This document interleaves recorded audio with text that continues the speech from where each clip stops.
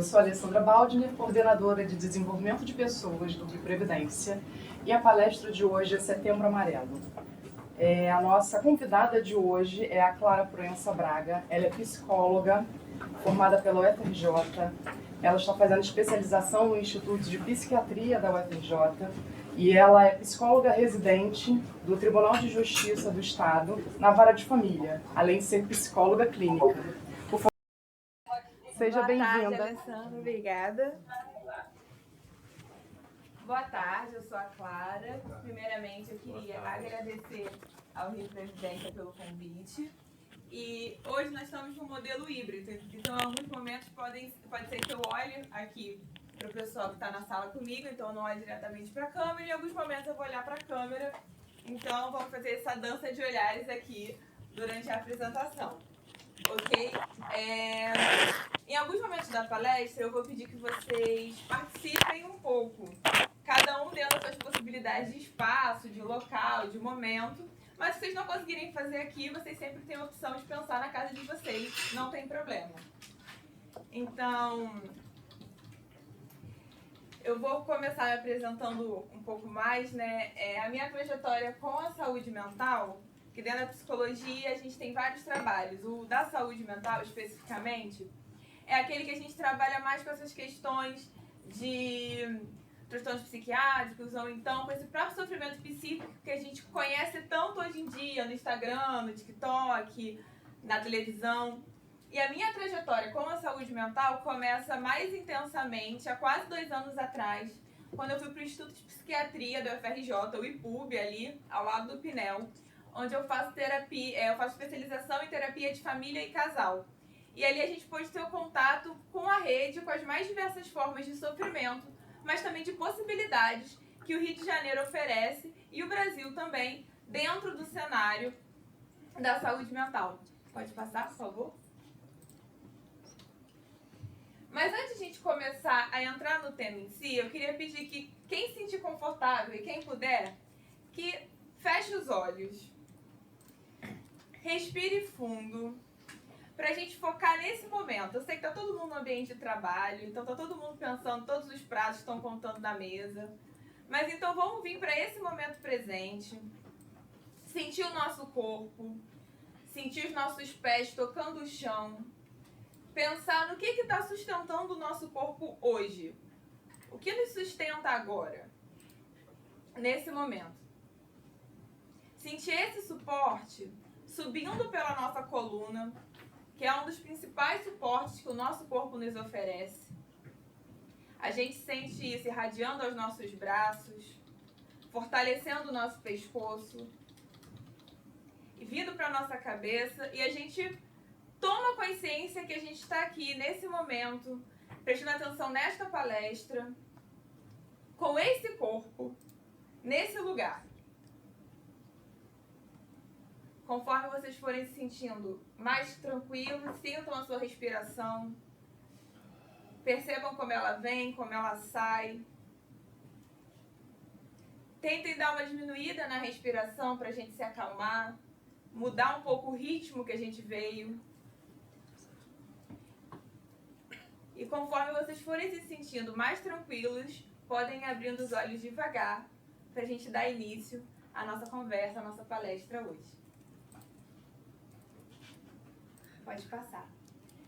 Antes de eu entrar exatamente no Setembro Amarelo, eu fiz esse movimento porque eu acho que é um movimento para a gente ter em mente ao longo da nossa conversa aqui hoje, que é da gente focar no presente. Então, a gente agora vai fazer um passeio histórico, mas essa é uma estratégia daquelas ferramentas que eu falei que a gente vai ter ao longo da nossa conversa, que vocês também podem fazer na casa de vocês.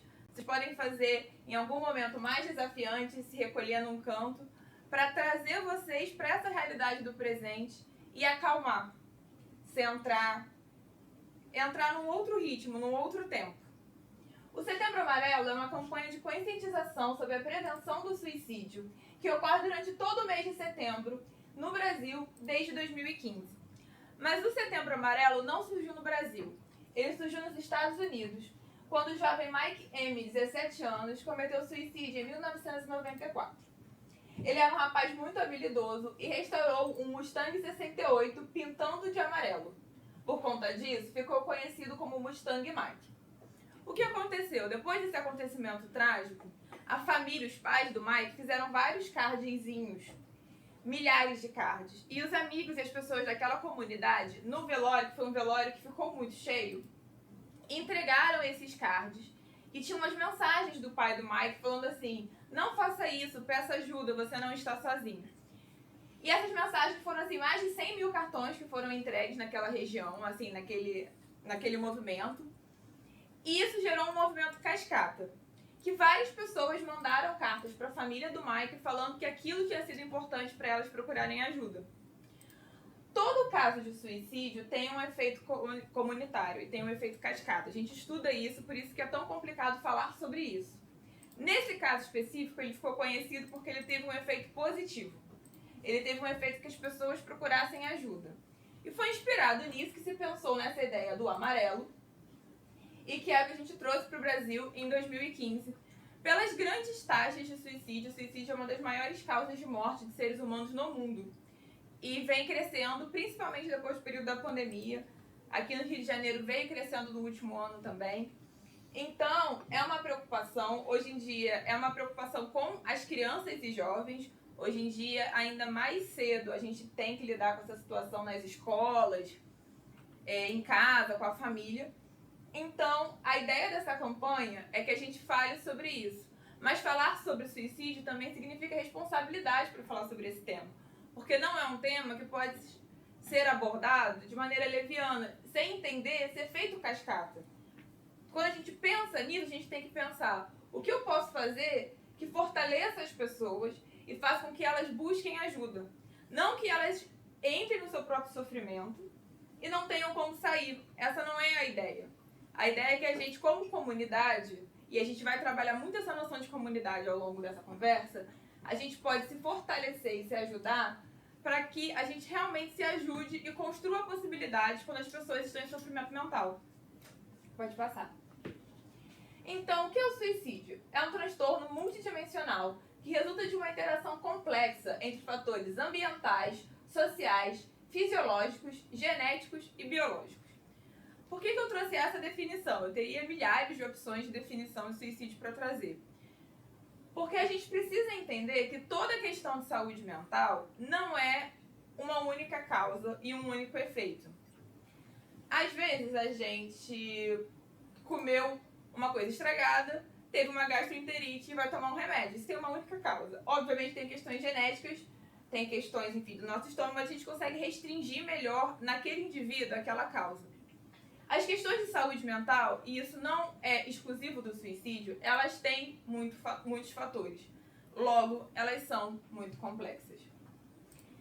Ou seja, quando uma pessoa, e quando eu falo pessoa, pode ser um parente, um amigo, uma pessoa de trabalho, qualquer pessoa te busca e você percebe que ela está em sofrimento, não é por um único motivo. Então, por exemplo, muitas vezes nós mulheres temos uma amiga que terminou um relacionamento e ficou muito mal. E aí a gente fala assim: nossa, mas você tá bem, assim, às vezes ela tá muito mal mesmo. E a gente pensa: não, se você arrumar um namorado, você melhora. Se você sair, ela melhora, o contato com a sociedade melhora. Mas não é só o término em si. Tem todo um contexto da família dela, do que significa um relacionamento pra ela, das expectativas dela, dos sonhos dela. Então os nossos sofrimentos, eles têm muitas variáveis. Bem como as nossas alegrias. No filme Divertidamente, não sei quem viu, é um filme infantil, chega um momento, eu vou dar um spoiler do filme, gente, desculpa, tá? Pula aí uns 2 minutos quem não quiser pegar, mas é de 2015, tá tudo bem. O que acontece com a Riley enquanto ela passa de criança para adolescente é que as memórias dela não tem mais um único sentimento. Ou seja, quando ela lembra de algo da infância, não é só feliz, é um pouco triste porque ela cresceu. Então a gente vai desenvolvendo, esse desenvolvimento do ser humano faz com que a gente se torne mais complexo, a gente viva muitos sentimentos dentro da gente e fora. Porque é na relação, é na comunidade que a gente também faz emergir muita coisa. As nossas emoções, nossas sensações, os nossos desejos, os nossos medos. E isso, obviamente, também reflete em questões genéticas, biológicas e fisiológicas. Porque a gente já sabe hoje, com a neurociência, que a depressão e outros transtornos psiquiátricos têm um impacto muito grande na própria produção de hormônios, na comunicação de neurotransmissores. Tudo isso faz com que a pessoa se coloque no mundo de uma outra maneira. Por isso que um dos mitos sobre o suicídio é a pessoa pode fazer o que ela quiser, vamos respeitar o livre-arbítrio dela.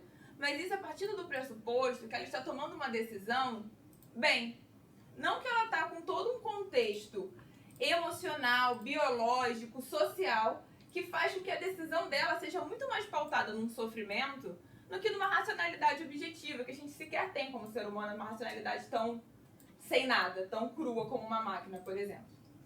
Então, agora, se eu não me engano, esse é o próximo slide, eu vou passar um videozinho pra vocês, que é um vídeo que a primeira vez que eu assisti, eu não tinha começado a faculdade de psicologia, e ele ficou muito na minha cabeça, eu gosto muito dele, provavelmente alguns de vocês já viram, ele é da ONU, ele é um pouquinho grande, mas já que a gente está conversando sobre essa questão da depressão, ele vai exemplificar um pouco pra vocês como é que ela funciona.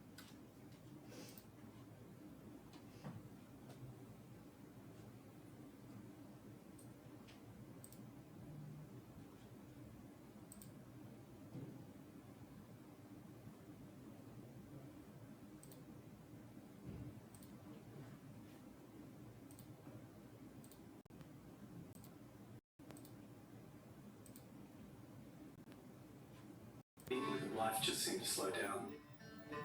He would surprise me with a visit for no reason or occasion. The black dog made me look and feel older than my years. When the rest of the world seemed to be enjoying life, I could only see it through the black dog. Activities that usually brought me pleasure suddenly ceased to. He liked to ruin my appetite. He chewed up my memory and my ability to concentrate. Doing anything or going anywhere with the black dog required superhuman strength. At social occasions, he'd sniff out what confidence I had and chase it away. My biggest fear was being found out. I worried that people would judge me. Because of the shame and stigma of the black dog, I was constantly worried that I'd be found out. So I invested vast amounts of energy into covering him up. Keeping up an emotional lie is exhausting. Black dog could make me think and say negative things.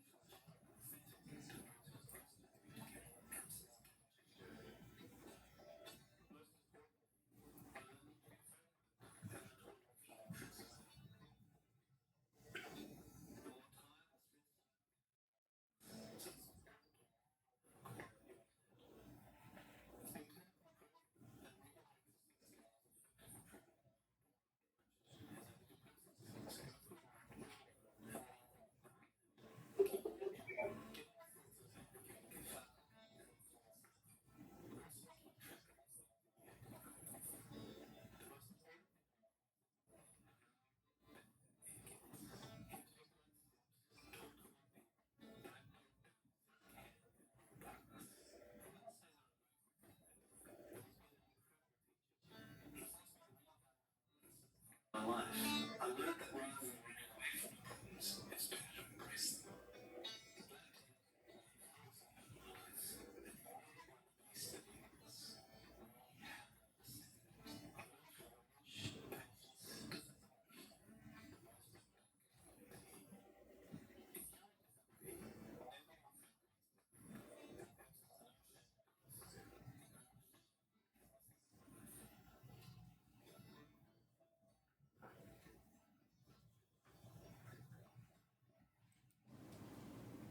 Esse vídeo traz alguns pontos importantes sobre a depressão e sobre...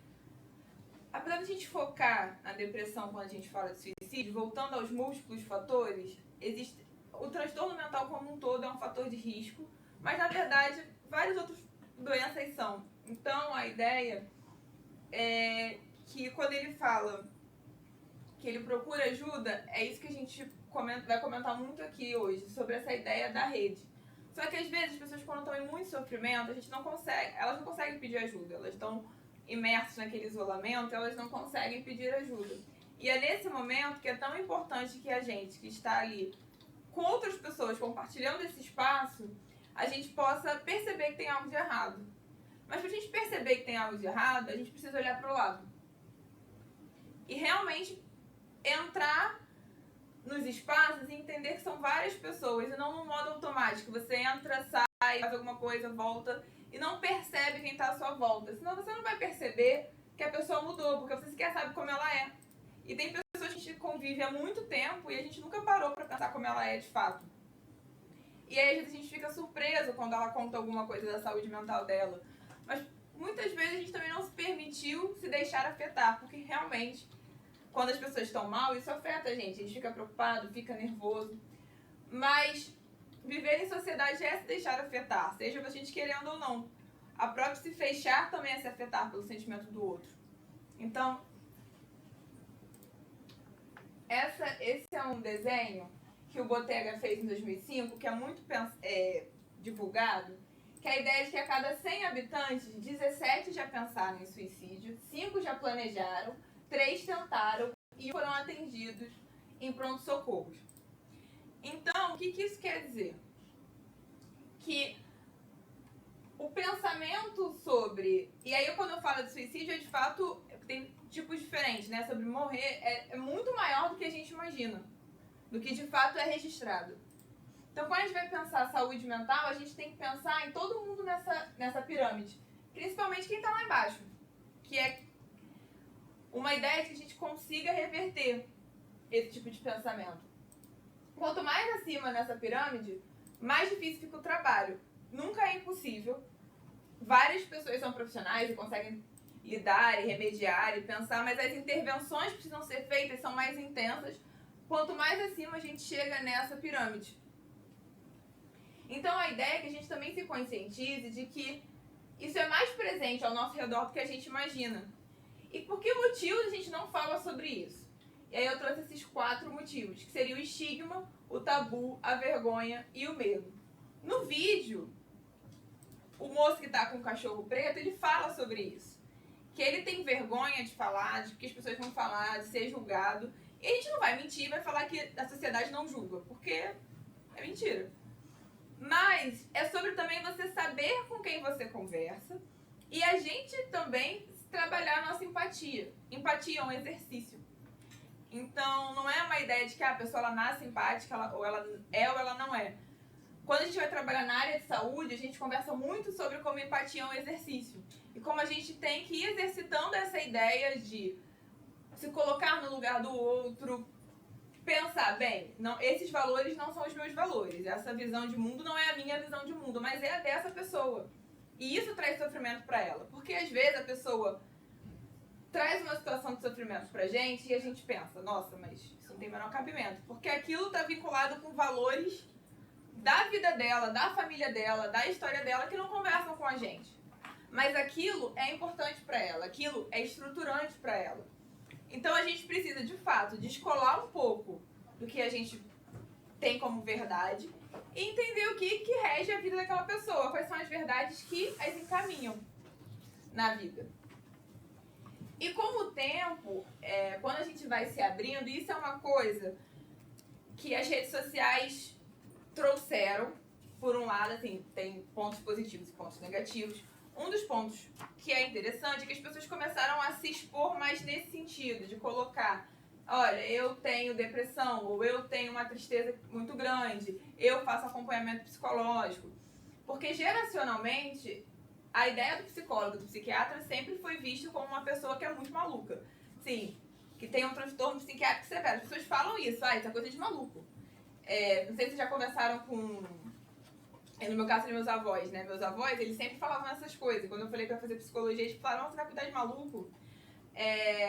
Porque tem essa percepção que a gente tem desconstruído nas últimas décadas em relação à saúde mental. De que, na verdade, o sofrimento, a dificuldade, a ansiedade, a alegria, essas sensações, elas são humanas. E existem momentos, e às vezes muitos momentos, que ter alguém que nos acompanhe, que a gente possa falar, uma escuta profissional, nos ajuda.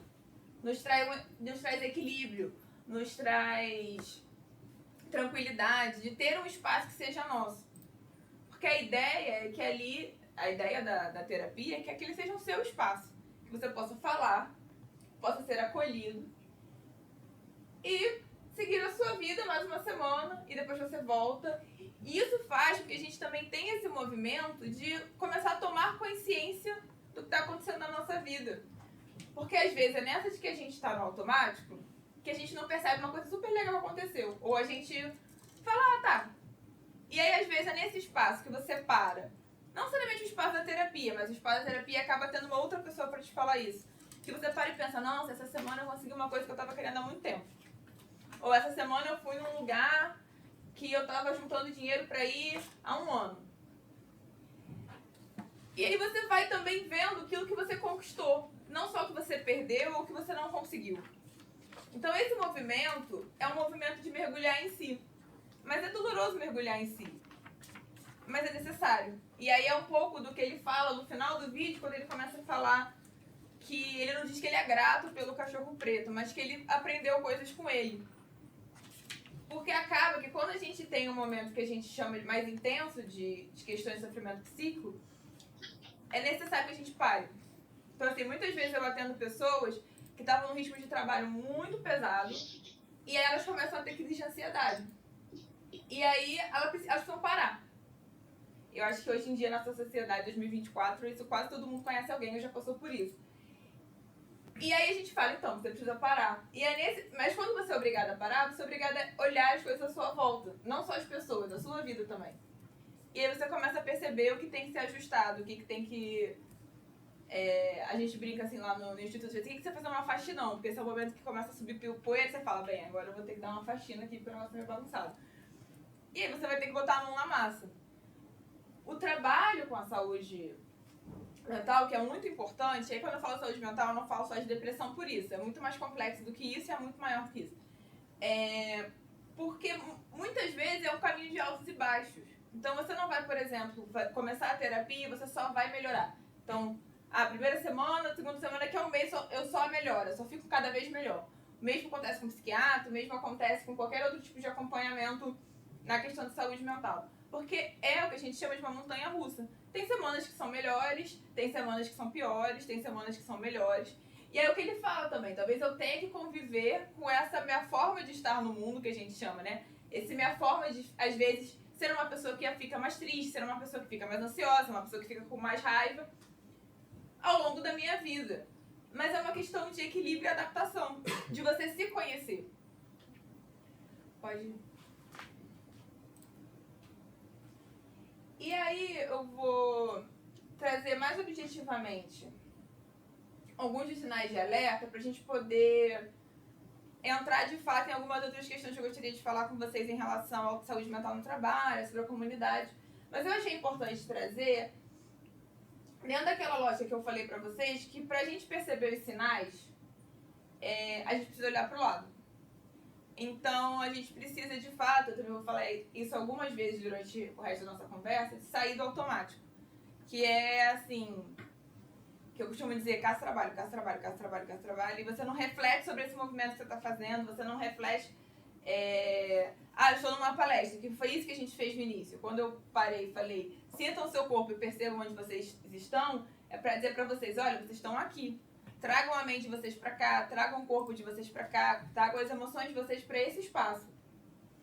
E às vezes a gente está na nossa casa, a gente está no trabalho, a gente está em todo lugar, menos ali. E a gente, de fato, não se percebe e não percebe o outro. Então, esses são alguns dos sinais de alerta, né, para você prestar atenção. Que a pessoa não gosta mais das coisas que ela gostava. Frases como preferir estar morto, quer desaparecer. Achar que os outros ficarão melhores depois da sua morte. Piora o desempenho na escola ou no trabalho. Isolar-se e não ter esperança no futuro. Achar que nada nem ninguém pode ajudar. Descuido com a aparência e alterações no sono e no apetite. Alterações no sono e no apetite é um dos primeiros sintomas que aparecem de qualquer questão, assim, que você percebe que você já não está tão bem. Então, uma das maiores queixas dos pacientes é, eu tô dormindo mal ou tô dormindo muito. E tô com fome, não tô com fome. Então, isso é uma coisa... E aí, não é que toda vez que isso acontece você tá em crise, não. Mas, às vezes, é um sinal do seu corpo pra você de que alguma coisa na sua rotina não tá legal. De que alguma coisa nesse seu movimento que você tá fazendo semanalmente tá te afetando em um lugar que você não tá percebendo. Então, o corpo fala. E aí, dentro da minha perspectiva de psicologia, o corpo sempre dá sinais, né? Só que a gente precisa saber ouvir o que ele está dizendo. Porque não é sempre uma dor, ainda mais na saúde mental. Não é sempre, por exemplo, com uma gastrite, você tem uma dor intensa no estômago, você sabe, nossa, comi muita coisa ácida, eu preciso tomar um antiácido. Não. É uma coisa um pouco mais sutil e isso a gente tem que começar a se perceber. E isso demora. E a gente vai mudando. Então pode ser que quando você tinha 15 anos, você tinha um comportamento que te deixava em alerta. Mas aos 30 é outro, aos 60 é outro. Então é uma permanente conversa consigo mesmo. Afinal, a gente passa mais tempo com a gente que com qualquer outra pessoa.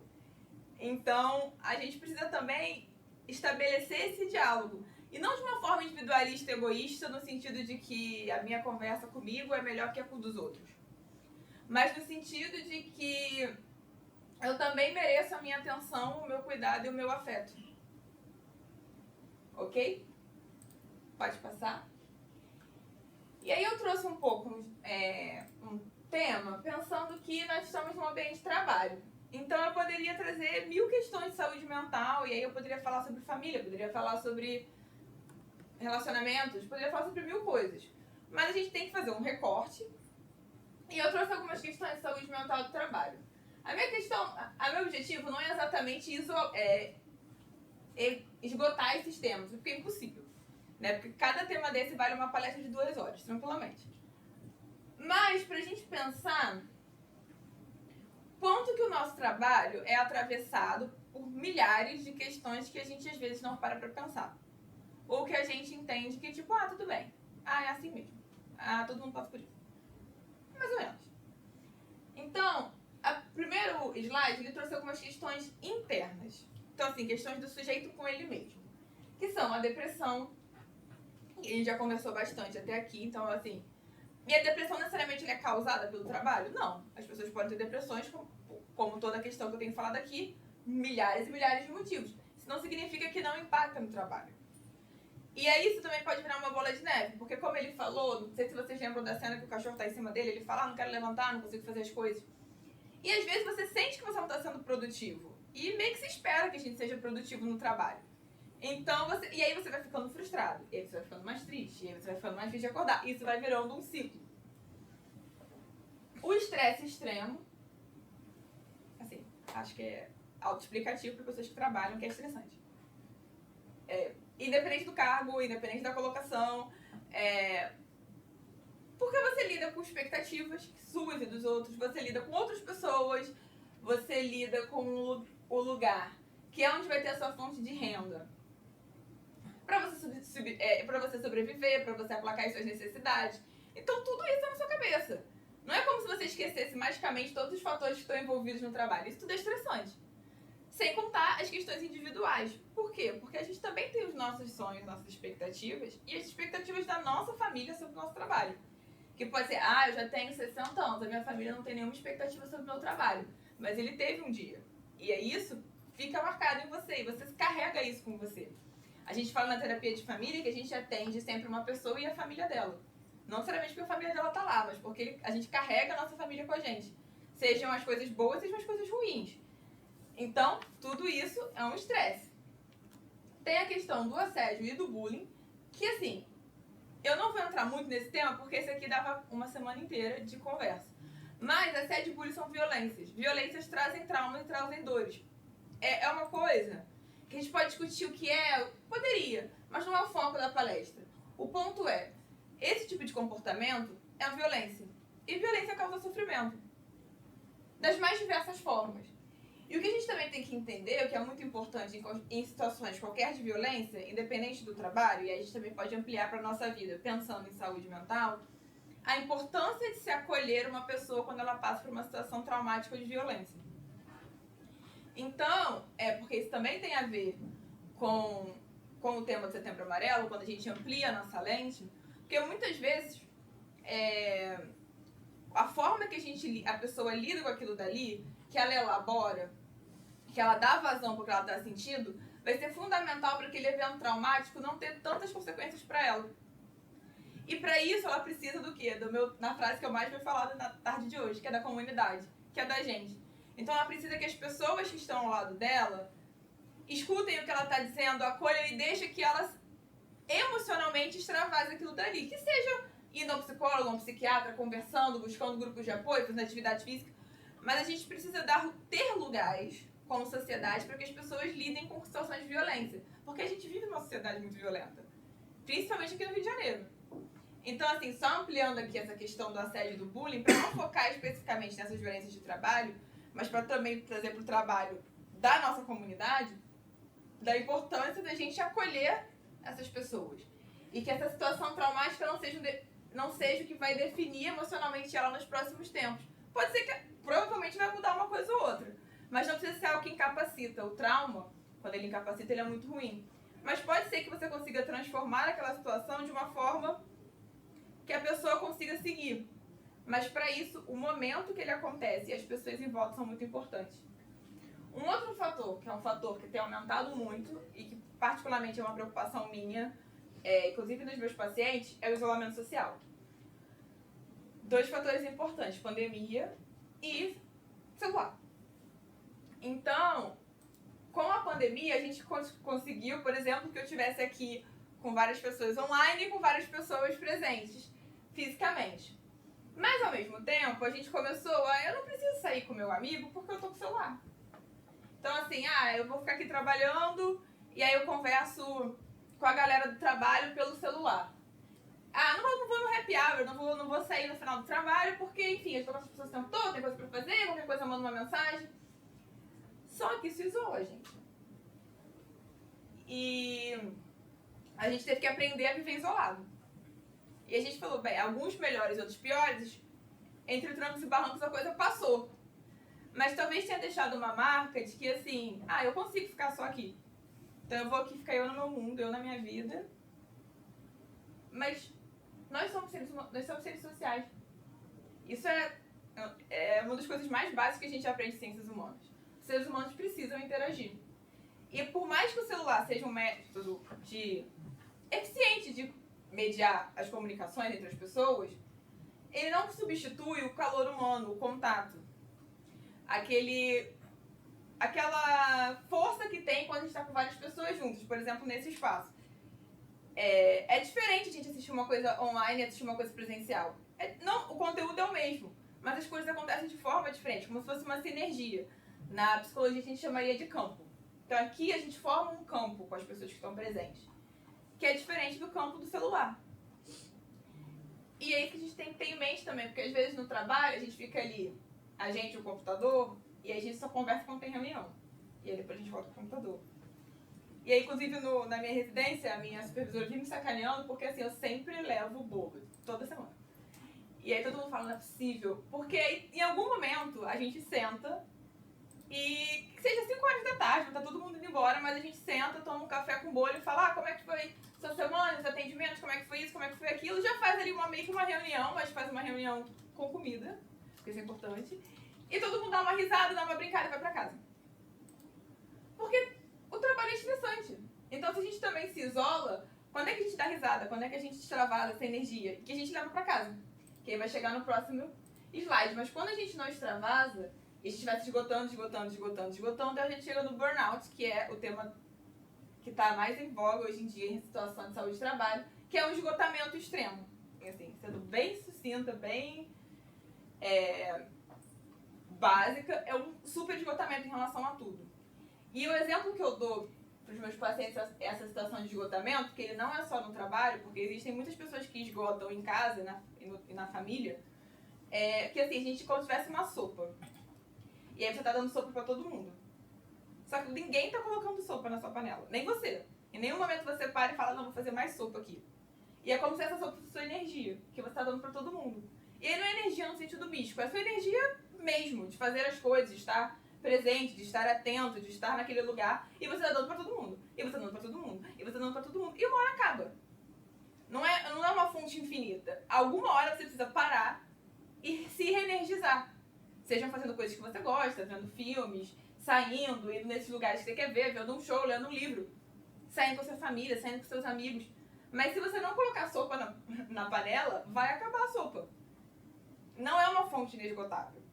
Então a gente precisa ter esse cuidado. E às vezes esse café com bolo no trabalho que te dá aquela energia assim, final do videogame, do jogo, pra você terminar o dia e poder continuar o resto da semana. Pode passar. E tem algumas questões que são da nossa relação com o mundo que trazem questões de trabalho. Que são sobrecarga profissional, que se relaciona com o estresse, que a gente às vezes está sobrecarregado. Ou às vezes as pessoas são que nem eu, que sou viciada em me sobrecarregar. Então assim, eu adoro ficar arrumando um monte de coisa pra fazer, porque eu adoro fazer coisas. Mas a gente precisa fazer o quê? Conhecer os nossos limites. Então assim, tem hora que não dá. E às vezes quando você tinha 20 dava, mas aos 40 não dá mais, aos 60 não vai ser a mesma coisa que vai dar. Vai mudando. Porque você também vai se colocando em outros lugares na sua família, em outros lugares na sua comunidade, vão ter outras demandas e não dá. Mas é difícil a gente olhar pra si mesmo e falar, pô, não dá. Quando antes dava. E às vezes tem limitações físicas, você adoece, você tem alguma situação que você não consegue. Então a sobrecarga, ela não é só uma sobrecarga objetiva, ela é uma sobrecarga de você se sentir sobrecarregado porque antes você dava conta e agora você não dá tanto. Em momentos, tem momentos, até no próprio ano, que a gente dava conta e no mês seguinte não tá dando conta. Isso gera sobrecarga. A ausência de lazer, que é isso que eu tenho falado, da gente ter um ritmo hoje em dia de trabalho, casa, trabalho, casa, trabalho, casa. Então a gente não coloca sopa na panela. Não se diverte, não vê as coisas legais, as coisas que dão energia, assim. Tem vezes que a gente faz uma coisa que a gente sente, assim. Às vezes acabou tarde, por exemplo, a galera foi... Eu dou um exemplo recente, foi no Rock in Rio. Às vezes o pessoal sai super animado, 3 da manhã. Mas porque aquilo pra eles foi um negócio que trouxe emoções positivas, trouxe uma coisa que colocou eles pra cima. Eles se sentem cansados, porque aquilo trouxe energia pra eles. Acidentes no trabalho são uma grande questão também, porque muitas vezes as pessoas precisam entrar em questões como o auxílio-doença, ou então a aposentadoria por invalidez, e isso entra muito em choque com as nossas expectativas e com as expectativas pregressas do que a gente tem de trabalho. Então nós somos uma sociedade que valoriza muito quem trabalha. Então assim, a gente tem um foco muito grande dessa ideia, a gente estuda para trabalhar, a gente trabalha e isso é muito central pra gente. Então toda vez que tem alguma coisa que impacta na nossa capacidade de produtividade, de trabalho, isso gera uma frustração e um sofrimento muito grande, isso é fato. Então também, até a própria aposentadoria, quando você precisa parar de trabalhar por uma questão de idade, também gera muito sofrimento. Então isso também é uma coisa que carece de acompanhamento, assim, de você pensar e olhar para sua saúde mental. Falta de autonomia no trabalho também acontece bastante, então você sentir que você não tem controle do que você está fazendo. Mas ao mesmo tempo, esse é um ponto que eu peguei isso de um artigo, né? Mas ao mesmo tempo é um pouco ilusória a ideia de um emprego que você é 100% autônomo, porque você acaba dependendo de muitos fatores, afinal você vive numa sociedade. Mas é sempre muito difícil quando as coisas não são construídas de uma maneira democrática no trabalho. No sentido de quando você está em um lugar muito autoritário e você não se sente escutado, é aí que você sente que você não tem autonomia mesmo. Né? E aí isso também traz sofrimento. E um dos maiores pontos de sofrimento para todo mundo é conflitos entre família e trabalho. E aí, como terapeuta de família, isso aparece muito. Que é o clássico, fulano só trabalha, ele nunca tá em casa. E aí tem uma questão importante de gênero aqui, que normalmente costuma ser as mulheres reclamando dos seus maridos, que eles estão sempre trabalhando, que eles não ficam com as crianças. Ou casais separados que reclamam que o pai está sempre trabalhando e não está com as crianças. Que é histórico e que gera muito sofrimento, inclusive também para as mulheres que entraram no mercado de trabalho e ficam assim, meu Deus, eu deveria estar com meu filho em casa e eu tô aqui. E eu sou uma péssima mãe. E todas essas questões trazem muito sofrimento. E é uma questão que todo mundo meio que está balanceando família e trabalho em algum momento. Porque às vezes os seus pais estão doentes e você tem que estar no trabalho. Às vezes seu filho, você tem que buscar seu filho na escola. Então a vida privada entra no trabalho. E o trabalho hoje em dia também entra na vida privada, porque a pandemia também trouxe o quê? O trabalho pelo WhatsApp. Então as demandas vêm no grupo de trabalho do WhatsApp. E aí você tá em casa e toca o Teams, porque você tem que atender, você tem que ver a mensagem. E quando que você não está trabalhando? Então começa, e aí isso vai gerando o quê? Ausência de lazer, porque você está sempre trabalhando. E agora tem aqueles relógios, que é smartwatch, que aí você tá fazendo alguma no cinema, apita um smartwatch com uma mensagem do trabalho falando assim, você mandou aquele negócio que não sei o quê? E você fala, cara... E aí acabou o que você estava fazendo. Você está pensando naquela mensagem, você tem que responder, você está no cinema, você não pode pegar o celular. Então a gente não desconecta, a gente não desliga. E isso traz problemas na nossa família, nos nossos relacionamentos, porque a gente não está ali. A gente não está vendo aquelas pessoas. A gente não está se conectando com elas. Pode passar. E aí a gente vai chegar na parte final, que é o que eu quis trazer, que eu acho que é o mais importante da palestra, que é o que é uma rede de apoio. Rede de apoio é um conjunto de pessoas e instituições que podem prover suporte em momentos de necessidade, ou seja, é um conjunto de entidades que visam ajudar na manutenção da saúde e do bem-estar psicológico de uma pessoa. A rede de apoio é composta por relações interpessoais íntimas e comunidades. Em outras palavras, fazem parte da rede de apoio os familiares, os amigos mais próximos, profissionais de saúde, a comunidade religiosa, entre outros. Por que eu trouxe isso para fechar? Porque quando eu estava fazendo essa palestra, eu fiquei pensando assim, tudo bem, aí eu vou falar um monte de problemas que as pessoas têm, que trazem um monte de sofrimento, e vou falar, gente, é isso, a vida é difícil, boa semana para vocês. Não dá. Assim, não dá. Então o que a gente precisa fazer? A gente precisa pensar em soluções.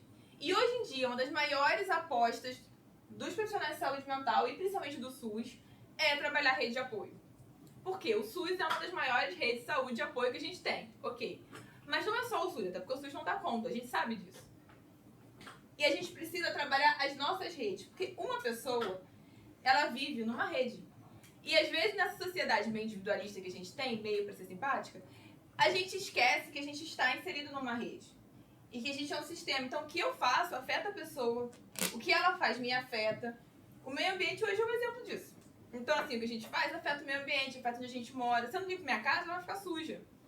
Se eu não cuido do meu gato, ele vai ficar doente. Mas se ele ficar comigo, ele também me dá energia. E aí o meu amigo, se eu não sair com ele, ele não me vê. Mas se eu vejo meu amigo, a gente pode se ajudar naquele momento. Então a gente precisa lembrar que a gente vive em uma comunidade, formando redes. E aí são as redes sociais, não de celular, mas as redes físicas sociais. E esse é um conceito hoje muito usado na saúde mental e muito usado na psicologia, que eu gosto muito, e que é, pra mim, uma das grandes apostas pra gente lidar com saúde mental. Porque é aqui também que a pessoa não se sente sozinha, e é aqui também onde a pessoa vai pedir ajuda. E é isso, entendeu? Então, exemplos de quando a rede de apoio é necessária. Cultivar uma rede de apoio é importante durante toda a vida, mas é nos momentos de necessidade que essa rede mostra sua utilidade.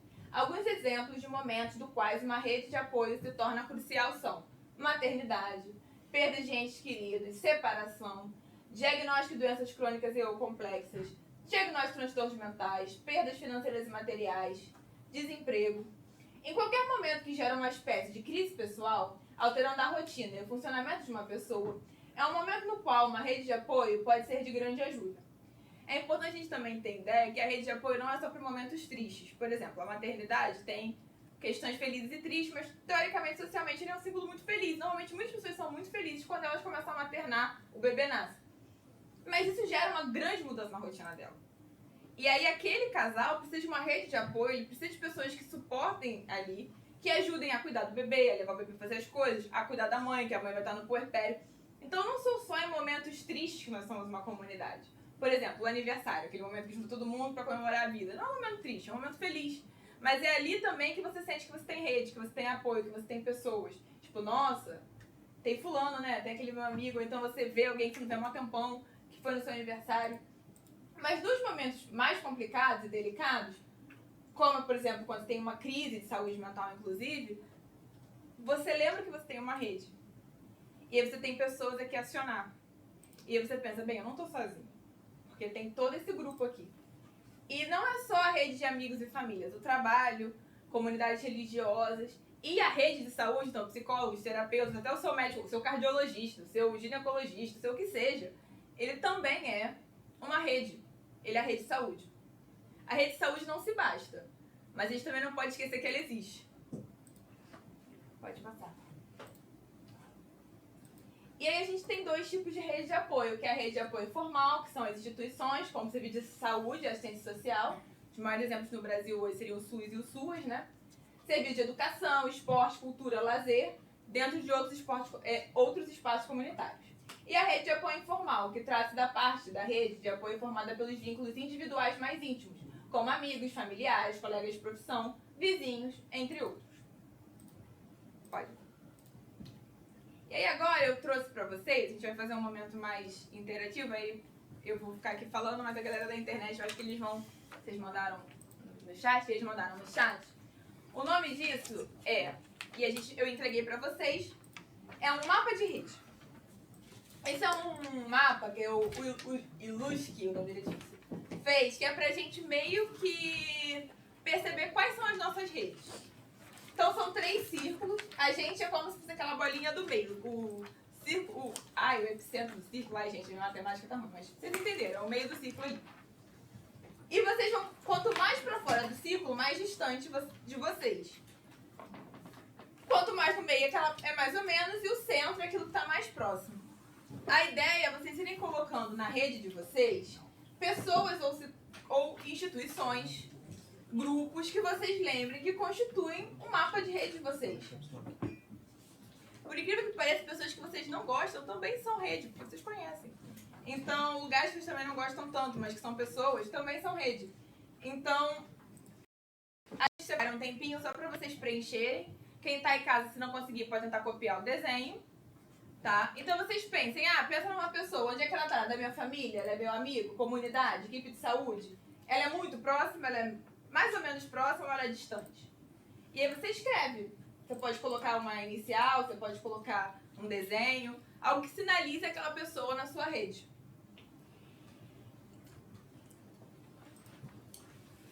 Isso vai ficar com vocês, então vocês podem fazer da forma que vocês forem entender depois.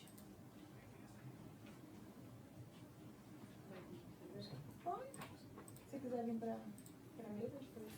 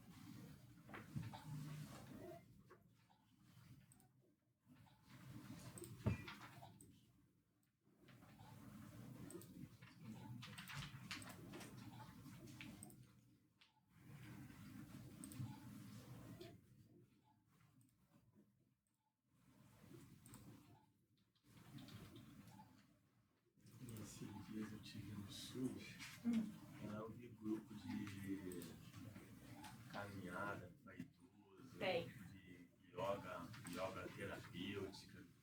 Achei maneiro. Quase ninguém vai, quase ninguém faz.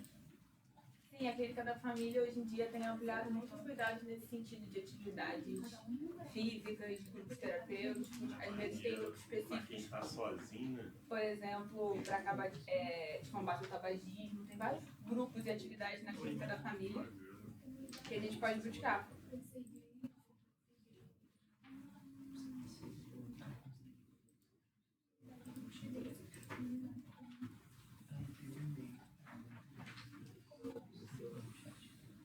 e naquele sinais que tu mostrou ali, podia depois no outro de lá, ele dividia assim, sinais que são fáceis de ver e outros difíceis. Tem uns que são difíceis de perceber. Depois a gente volta nele e a gente fala sobre isso, pode ser? Tem uns que é fácil de perceber. É verdade. Aí a gente, quando eu acabar, a gente volta e a gente vê isso. Metade é difícil, metade é fácil. Sim. A pessoa tem que ter a percepção na correria do dia a dia, tu não percebe. Sim, eu concordo. Acho que quase todo mundo escreveu.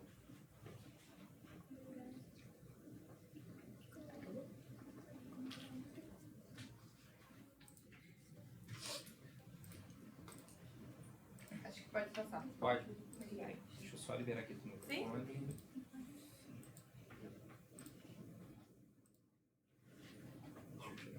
E aí, pra fechar... Acho que não tá liberado o telefone, né? Liberou? Então, pra fechar, eu pensei, bem, eles vão fazer essa rede, mas pode ser que a gente olhe nossa rede de apoio e pense, eu não tô muito satisfeito com ela. Ela não me agrada, eu não achei que eu fosse ter tantas pessoas, por exemplo, no círculo distante. Ou eu não tinha noção que ela tava desse jeito. E aí, o que eu faço com isso? E aqui tem algumas ideias de como a gente pode ampliar as nossas redes. Primeiro é a aproximação de familiares e amigos. Nesse movimento de que a gente fica no automático, indo casa-trabalho, ou então a gente se isola, só conversa por WhatsApp, ou então fica, tô tão cansado, porque a gente fica cansado e não quer sair, a gente vai afastando os nossos vínculos, a gente para de saber o que está acontecendo na vida das pessoas, de compartilhar, de sair para rir, para se divertir. E a ideia é que a gente também pode fazer um movimento de aproximação. Nem todo movimento de aproximação que a gente faz vai ter resposta, porque às vezes as pessoas estão num outro momento. Mas às vezes a gente se surpreende, eu falo por experiência própria, que a gente tenta uma aproximação e a pessoa fala, nossa, tá pensando em você, nossa, quanto tempo que a gente não se vê, vamos marcar alguma coisa, e vocês fazem alguma coisa e aquilo se reaproxima. Uma relação é 50-50, qualquer relação. Você pode ir até os seus 50, os outros 50 e fica a cargo de cada um. Mas às vezes você se surpreende, porque às vezes a pessoa já tá lá e você nem sabe. Às vezes é aquele seu amigo que tá marcando pra vocês irem fazer alguma coisa há 20 anos que você não responde. E aí, será que você não tem tempo mesmo? Ou aquele seu... Você tem uma tia, uma prima distante que você tá morrendo de saudade, mas você nunca liga. E aí você pode ligar e falar, e aí, como é que você tá? E a ideia é que a gente também dê o passo pra se aproximar. A gente não pode esperar só que os outros se aproximem da gente. A gente precisa se aproximar também. Participação em diversos grupos sociais. Existem milhares de atividades, de coisas que a gente pode fazer. É claro que algumas... muita coisa é paga, sim. Mas, por exemplo, falaram aqui que na Clínica da Família tem várias atividades. É verdade, tem várias atividades como yoga, atividade física, grupos de discussão específicos. No Tribunal de Justiça tem uns círculos de diálogo que vocês podem procurar saber que é na área. Eu posso até pedir para enviarem para vocês, mas que debatem temas específicos. Então tem um tema num dia específico, você vai para o fórum que é perto da sua região e você vai lá e senta 2 horas para falar sobre determinado tema. Ou você pode ir fazer uma atividade física coletiva, você pode fazer um esporte, você pode fazer uma dança, você pode fazer várias coisas. Você pode, até em grupos sociais religiosos, você pode buscar... vou começar a participar da campanha da igreja que eu nunca vou começar a participar daquela atividade toda sexta que eu não conseguia ir, para você participar de mais grupos, para que você tenha mais pessoas, que você conviva com mais pessoas.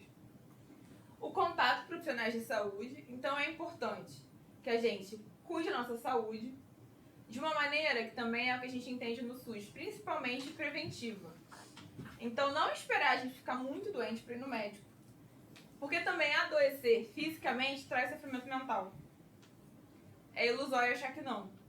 Então a gente precisa procurar os nossos profissionais de saúde. Existem médicos que a gente tem que ir todo ano, que a gente tem que fazer aquele check-up. Então faça os seus check-ups e converse com esse médico, né? Eu quero procurar um terapeuta, um psicólogo. Vá a um psicólogo, vá a um nutricionista, fisioterapeuta. A equipe de saúde ela é bem vasta e ela é multidisciplinar. Entre em contato com essa rede. E se você achar que essas são pessoas que você pode compartilhar sobre o seu sofrimento mental, compartilhe. Porque eles também são profissionais que vão, de uma forma ou de outra, nem que seja te encaminhar para algum lugar, ou para algum tipo de atividade, ou para algum outro profissional que pode te ajudar. Permita-se receber ajuda. Isso é importante. Porque às vezes a gente olha para a nossa rede está muito cheia. Isso já aconteceu essa atividade antes também. Você pensa e fala, nossa, tem mais pessoas na minha rede do que eu achava, mas eu não percebo que eu tenho essa quantidade de pessoas para me ajudar. Mas você aceita ajuda? Você fala que você está com problema? Você pede ajuda? Porque normalmente a gente não pede. Normalmente a gente entende que a gente não quer atrapalhar, não quer ser um problema, quer lidar com tudo sozinho. E não pede ajuda.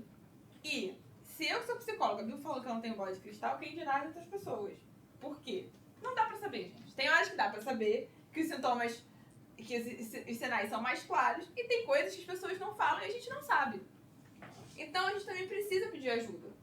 Novamente, pode ser que a gente peça ajuda e algumas pessoas não nos ajudem. Mas provavelmente vai ter alguém que vai ajudar dentro de toda essa rede, na rede de saúde, na comunidade, nos grupos religiosos, na sua família, nos seus amigos. É pouquíssimo provável que não tenha uma pessoa que te ajude. Mas você precisa pedir. Isso é importante. Não é tão divertido, eu entendo, mas é importante. Entender a sua responsabilidade dentro da rede de apoio. Ou seja, não adianta só eu pedir ajuda e querer que as pessoas façam coisas por mim. Uma rede é eu e o outro. Então eu faço parte dessa rede. Não existe uma rede, eu estou lá de fora, olhando a rede de cima. Eu sou um nó na rede. Então eu também tenho que fazer movimentos por essa rede. O que eu faço pela minha comunidade? O que eu faço pelos meus amigos? O que eu faço pela minha família? O que eu faço pelas pessoas que estão ao meu lado? Então, como eu me responsabilizo por aqueles que eu gosto? E que eu quero bem, que eu quero cuidar? E aí, como é que eu me responsabilizo pelo meu bairro, pelo lugar onde eu moro? No sentido de, assim, às vezes é isso, né? Você tirar o cocô do cachorro do chão, que seja, mas assim, que isso dali vai trazer saúde que vai impactar numa outra pessoa. A gente tá numa comunidade, então, hoje foi engraçado, porque o ônibus demorou muito, eu pedi o Uber pra vir pra cá, só que hoje é dia de Código do Damião. E aí, na hora que parou, vieram um monte de criança em cima, assim, pra pedir doce. Eu fiquei pensando, mas por que eu parei o carro aqui, que é um lugar onde tem 20 mil crianças? E as crianças ficaram tão frustradas, e eu fiquei assim, e elas com uma cara de triste, de sofrimento, que elas juravam que elas iam ganhar doce. E eu pensei, pô, eu podia ter parado, tô vendo esse monte de criança aqui, eu podia ter pensado e ter parado no lugar. Ok, foi um exemplo meio bobo, mas é daquilo de como aquilo que afeta. Porque, assim, com um monte de criança, e o carro demorou pra sair, mas que também tem uma coisa muito gostosa de você sair hoje na rua e ver um monte de criança correndo, e aí vem uma pessoa andando devagar, vai 30 crianças correndo para um lado, 30 crianças correndo para o outro. Que a gente, como sociedade, construiu esse símbolo, essa ideia, essa situação. E a gente pode, por exemplo, dar doce, ou então levar os nossos filhos, tudo isso faz parte de fazer parte da rede. E participar ativamente das redes que a gente está inserido. E por fim, que aí é uma coisa que eu falei também, atenção para os nossos limites. Que também não é só porque você vai ajudar todo mundo que você vai ficar entregando sopa para todo mundo e ficar sem energia. Tem momentos que a gente precisa entender que já deu, ou que a gente não tá bem, a gente precisa pedir ajuda, que a gente precisa reformular algumas coisas. Como, por exemplo, quando eu falei daquela situação de dormir mal e comer mal. Ou ficar com muita fome, ficar com pouca fome, ficar com muito sono, ficar com pouco sono. Para e escuta. E aí entende assim, pô, cheguei num limite. Ou então, clássico, problemas ortopédicos. Então, pô, tô com muita dor no joelho, muita dor no quadril, muita dor nas costas, tô travada. Um clássico, a pessoa, normalmente, se a pessoa travou a coluna, ela teimou e fez um monte de coisa que ela não podia fazer. Porque ela foi pegando peso e foi forçando o limite dela. E a gente constantemente força o nosso limite, nos mais amplos sentidos, seja do corpo, ou seja da mente, ou seja das emoções. E a gente precisa se conhecer para entender que, bem, eu não consigo. Aqui não dá mais pra mim. E não é uma falha, é só... eu não consigo. Pode ser que daqui a um mês eu consiga. Pode ser que... eu vou trabalhar pra isso. Eu vou ampliar minhas redes, vou acionar minhas redes, pra que eu possa também mudar os meus limites se eu achar que é necessário. Se achar que isso vai me fazer bem. mas eu preciso reconhecer que eles existem, porque ninguém aqui é super-herói. E nem quero ser, sinceramente. Então, se conhecer é o principal ponto de saber os nossos limites. Mas não ter vergonha deles também. Colocar eles para as pessoas à nossa volta e pra gente. Talvez colocar o limite pra gente seja o mais difícil. Mas talvez o mais necessário, que é o primeiro passo. Pode passar. E aí, por fim, onde eu posso buscar ajuda. Então, eu me identifiquei com alguma dessas situações, eu não tô bem. Onde eu posso buscar ajuda? Serviços de saúde. Então, existem as unidades básicas de saúde, as UBS e as clínicas da família. Todo mundo tem no seu território. Existe uma coisa muito comum que pessoas de classe média ou classe alta não se sentem à vontade para procurar suas clínicas da família. Mas o SUS, ele tem o princípio da universalidade. Então, teoricamente, todo mundo pode procurar o SUS. Ninguém pede seu contra-cheque quando você vai na sua clínica da família. Tá? Então, assim, é uma alternativa. Algumas clínicas da família têm, sim, acompanhamento psicológico. E aí o CAPS é quando já está numa outra situação, porque a coisa vai ter níveis, né? O CAPS é a segunda instância, então a gente tem a atenção básica, que é a clínica da família, e as UBS. E a gente tem umas outras instâncias, que são o CAPS, o SAMU, a UPA, que é quando, por exemplo, você tem uma emergência, que são as segundas opções. Então, eu estou numa crise, ou você conhece alguém que está numa crise, normalmente ela vai, num primeiro momento, para um hospital psiquiátrico ou para um CAPS 3, tá? Que é onde eles vão fazer esses atendimentos emergenciais, porque os CAPS 3 são os que são 24 horas e são os que normalmente têm leito, tá? Eu sei que hoje em dia tem muita piada sobre CAPS e não ajuda muito na luta antimanicomial, não ajuda em nada, na verdade. Então, a ideia é que, assim, existem sim opções de você ficar no CAPS. A ideia é que ninguém fique internado muito tempo, mas, por exemplo, o IPUB é um hospital psiquiátrico de curta duração, então lá as pessoas ficam, às vezes, 3, 4 meses internadas. Mas a ideia é que ninguém mais fique 20 anos internado, como já se ficou um dia. Mas, às vezes, as pessoas precisam desse nível de acompanhamento. E aí, o que elas buscam? Ou os hospitais psiquiátricos, aqui os principais, no Rio de Janeiro, é o PNEL, o CPRJ, o SER Leblon e o SER Barra. E aí tem os particulares, né, como a Ordem Terceira, e aí eu realmente não vou saber tanto dos particulares, eu sei só da Ordem Terceira mesmo. E depois disso eles vão ser encaminhados para serem tratados no seu próprio território. E aí fazerem os acompanhamentos no CAPS. E a gente tem aqui no Brasil, todo mundo conhece, que é o CVV, que é o Centro de Valorização da Vida, que é o 141, e que tem o site, que é nesse momento que eu tô numa... Que é nesse momento, assim, eu realmente não sei o que fazer, eu não quero continuar a minha vida, liga pra lá. Que vão ter pessoas que são treinadas, que fazem o curso e que podem conversar com você. E eu conheci algumas pessoas que trabalharam no CVV, assim, são pessoas muito competentes, pessoas que eu gosto muito, confio muito. Então, às vezes, é uma opção. Então, que você também pode dar uma ligada lá. E pra gente que quer fazer parte dessa rede, também pode participar para ser a pessoa que atende o telefone do CVV. Esse curso é possível de ser feito, você vai fazer uma capacitação de um tempo. E depois você pode ser a pessoa que está do outro lado do telefone, porque às vezes a gente não conversa muito sobre isso, mas ele é aberto. Não tem, assim, tantas limitações em relação a isso. Então, se você, acho que eu consigo, acho que é uma coisa legal que eu quero fazer, eu quero participar da rede nesse lugar, busque saber, é possível também ser um voluntário, ser a pessoa que atende o telefone. É isso, gente. Acho que falei um pouco por alto tudo que eu gostaria. Esse é meu e-mail. Se alguém quiser entrar em contato, se alguém teve alguma situação na palestra, principalmente quem está online, que não ficou bem, quiser mandar um e-mail, quiser falar, pode me falar. A ideia é que vocês não fiquem mal, a ideia da palestra é que ninguém saia mal, mas eu sei que é possível que mexam com coisas que vocês não se sintam tão bem. Então esse também é um momento que vocês podem pedir ajuda, acionar as redes de vocês. E qualquer coisa, esse é meu e-mail. Muito obrigada pela oportunidade, boa semana. Como hoje é sexta, vocês podem começar a trabalhar a ausência de lazer e fazer alguma coisa que vocês queiram fazer no dia de hoje quando saírem daqui. Que vocês não pensaram ainda, mas agora vocês podem pensar. Tá bom? Obrigada.